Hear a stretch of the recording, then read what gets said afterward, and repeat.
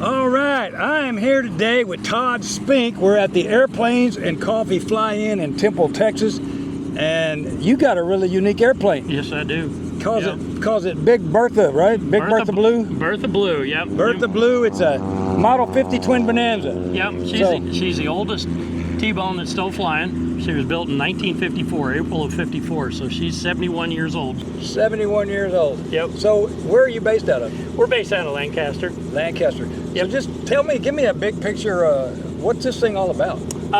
So I found her kind of derelict over at Redbird 4 years ago. I picked her up, and it took me 2 years to get her back in the air. She was in pretty bad shape. Wow. She was, the guy that used to own her didn't take very good care of her, and anyway, she sat outside for like 5 to 8 years, so all the control surfaces had to be replaced because they all had their magnesium, just like V-tails. Yep. And so they'd all rotten through, and I had to get new to me, used ones.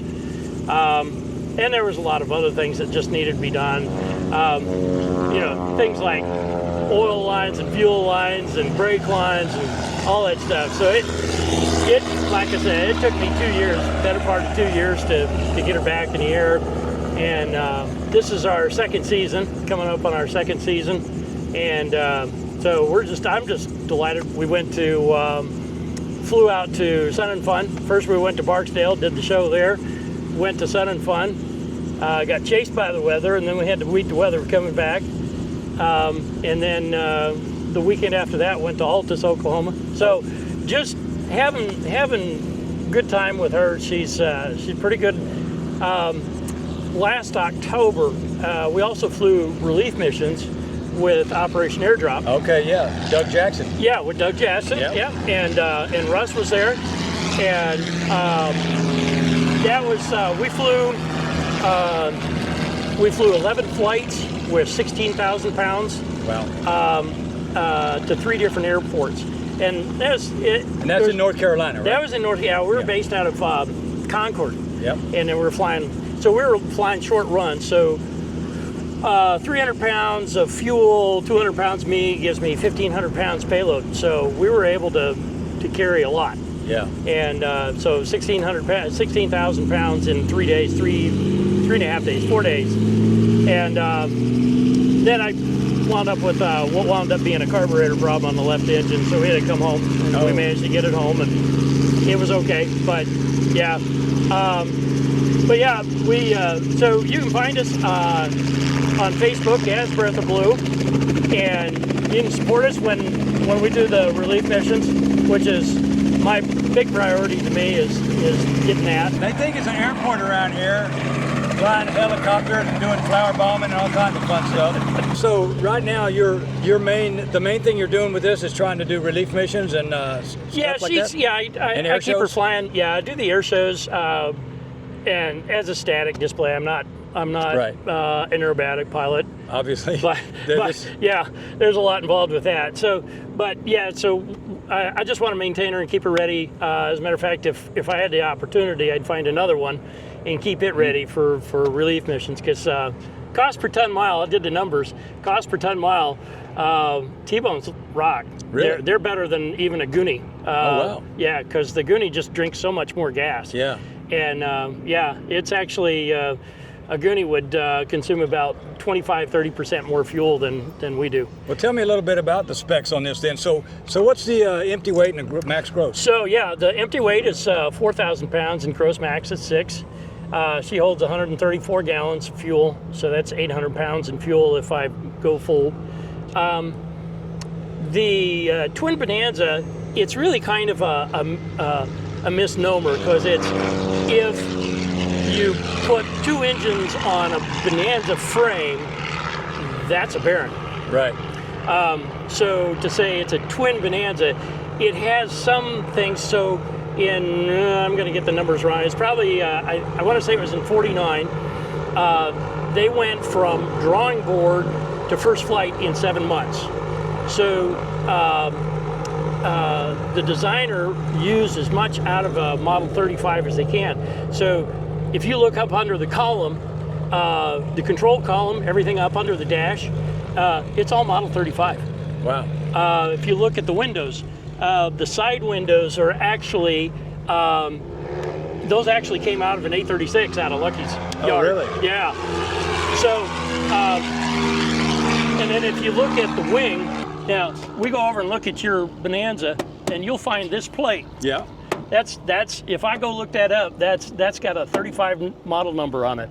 Huh. So the wing from the nacelle out is just a Bonanza wing, and they obviously took the landing gear out of it, and that's where my ox tank is. Yeah, well, it's definitely a lot bigger than a Bonanza. Oh yeah, yeah. So really, what the Heritage is this is the forerunner to the King Air. Yeah, I was going to say that looks like King Air 90 Yes, landing gear almost. Absolutely, it is. If I bought a King Air 90 parts, I can still buy King Air 90 parts for this airplane if I wanted to pay that much money for it. These are GO 480s. Okay, so geared engines. So yeah. And how many horsepower is that? So originally, this is a B model, and she was originally built with GO 435s with 225 horse. These are GO 480s. They went to in 1958. These actually came off of a Aero Commander, and but they're 275 horse each. Okay. The later models, like the DHs and the H models, they have air stairs, which is the folding door on the side. They have supercharged 480s, which, if I remember right, they're like 330 horsepower. Oh, wow. So there's a lot more horsepower. So at that point, they say, hey, we got this extra horsepower, let's make it build it with a bigger fuselage. Model 65 Queen Air. Yeah. Use the same empennage, use the same straight tail, the same horizontal, just a different fuselage. So is this like the Lineage you've got here? Yes, it sure is. So the Model 50's here at the top, and this is actually a Model 70 Queen Air, because then after they did all that, then they put a slant tail. The 65 had the straight tail, and the 70 had the slant tail, and then with the same wing, they just put PT6s on it, and it became the 90. So there you can see the only thing that's really different is they added, I think they're 18-inch tips. So the aileron is still the same size, but the tip is a little longer, and you get about 5 to 10 knots on final is what that buys you. So I'm looking at a little Venturi tube under here. What is that? I think I know what that is. That's a relief tube. Yeah. Well, that one doesn't. The tube actually rotted out on that, so I haven't been keen on replacing that.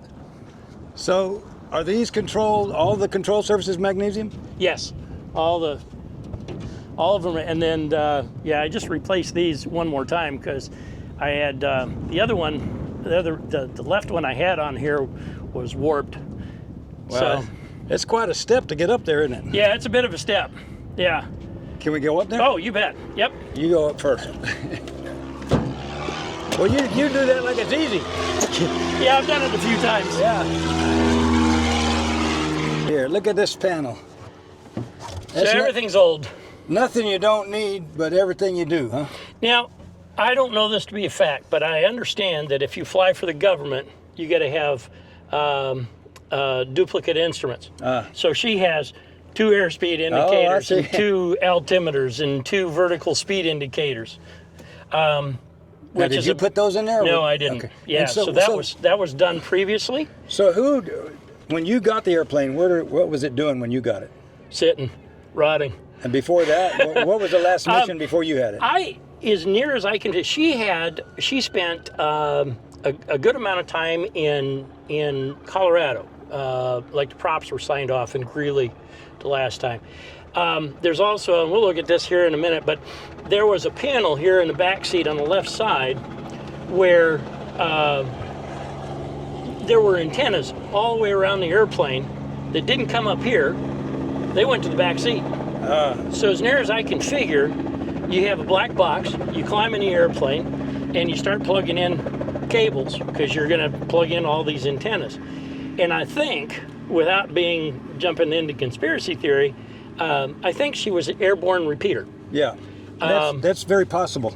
So And there's a lot of room back there. Oh. They could have had all kinds of mission gear back here. Oh yeah, yep. There's lots of room in this airplane. So, and you've had it, you said 2 years? 4 years. 4 years. Yep. It took you 2 years to get it going. Yep. Yep. And so are you trying to completely restore it and That's on. eventually? Yeah. I'm trying to maintain, just keep the maintenance going. Mm-hmm. Do a few things to it to make it kind of, do extra to it, and then I'll get to. As you can see, I haven't done the interior, and it doesn't make it go faster. Right. So you're focusing first on maintenance, absolutely, airworthiness. Yep. And then as time permits and money permits, you'll start working on the inside. Exactly. Well, that makes perfect sense to me. Yeah. So, and right now, my next adventure is I need to remove some of the junk that doesn't work, pull it out. I need to put in engine analyzers. I bought them, but I haven't hooked them up yet. Sitting in here, there's a lot of room in this front seat. There's a third seat in the middle. Yeah, yeah. Now here's the fun thing. I see that. You swing the yoke over, you got to sit in the middle. Yep. So so it doesn't go all the way. If you're going to fly co-pilot, you have to sit in the middle, and you can see the pedals down here too are in the middle. Oh, look at that. Well, that's kind of an interesting concept. You know why? Yeah. Because they say you can tell a real cowboy by where he sits in a pickup. And so which one do you think would be the real cowboy? Well, you only got brakes on the left side, so I think the real cowboy's on the left side. The real cowboy's the one in the middle, because he doesn't have to drive and he doesn't have to get out and open the gate. so that's how that works. So this is like a real cowboy airplane. Yeah. You get to sit in the middle. Absolutely. So you've got to have an iPad. Yeah, got the iPad, and then I've got a Garmin on top of it. So you're backed up and tertiary backed up. Yeah. All right. If I have a failure, I've got power there. I've added a few ports so that I can get power. I've got power all over the airplane.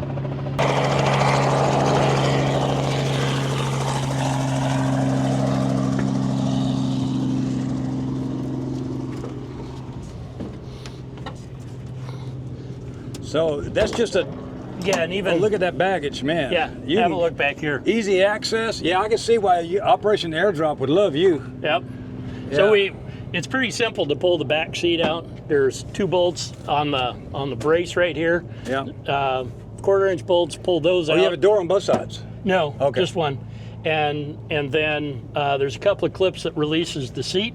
You flip it up and over and comes right out, and you've got all the space from the back of the front seat all the way to back here. With basically 2,000 pounds of payload, right? Well, 1,500, yeah. After gas? Yeah. Yeah. Yep. Yeah. So this just covers up the steps? When the step retracts, it just pulls it right up in there. So how fast do you cruise? I don't fly her very fast. Now, these are geared engines, so it kind of freaks people out because my red line is 3,400. 3,400 RPMs. Yeah. Well, I fly road taxis where it's 5,800. See, yeah, there you go. I'm used to that. But. So 3,400 for 1 minute during takeoff, and then back to 3,000. You do the mag check at 2,700, and so when I fly her, you can fly faster if you want to, but it's like your fuel consumption is exponential. So real world numbers, what are you going at? So I fly 2,500 RPM, 16 inches, 120 knots ground speed, and I get 20 gallons an hour. Okay, so 120 knots at 20 gallons an hour. Yeah. Now, which is less than, I've heard some 310s, and I know Barons that drink a whole lot more than that. Yeah. Okay, so she can go faster. But if I fly her at 22 inches, I can get about 150 knots out of her. But then my fuel consumption's about 30 gallons an hour. Yeah. So it's always a trade-off. Yeah. I like your Texas flag up there. Yep. Had to put it out up there before we went to Oshkosh last year. Yeah. Well, very nice. And let's see here. That's a pretty. This is new also, right? Yeah. Still trying to get the trim dialed in. There's something that's a little bit out of rig, and I got to figure it out. But the old aileron really had a nasty twist to it, and I didn't like it. Well, I like the fact that you're keeping her flying, and Absolutely. you're taking her out to all the air shows. We crossed paths a few times. Oh yeah, See? we did And- Jennings last year. And, I think the first time I saw you was at Reclaw. Yeah, oh yeah. Yeah. So anyway, we've been passing back and forth a few times. Yeah. But it's always a pleasure to see this thing, and I saw you take off pretty short there at Jennings last year, I think it was. Yep. So, and anyway, thank you much. Absolutely. I appreciate it. And how can they find the information about this again? Again, go to Facebook. She's got her own page, Bertha Blue. Bertha Blue on Bertha Facebook. Blue on Facebook. Yep. Awesome. Follow us. All right. Yeehaw. Thanks. Yeehaw. Yeehaw.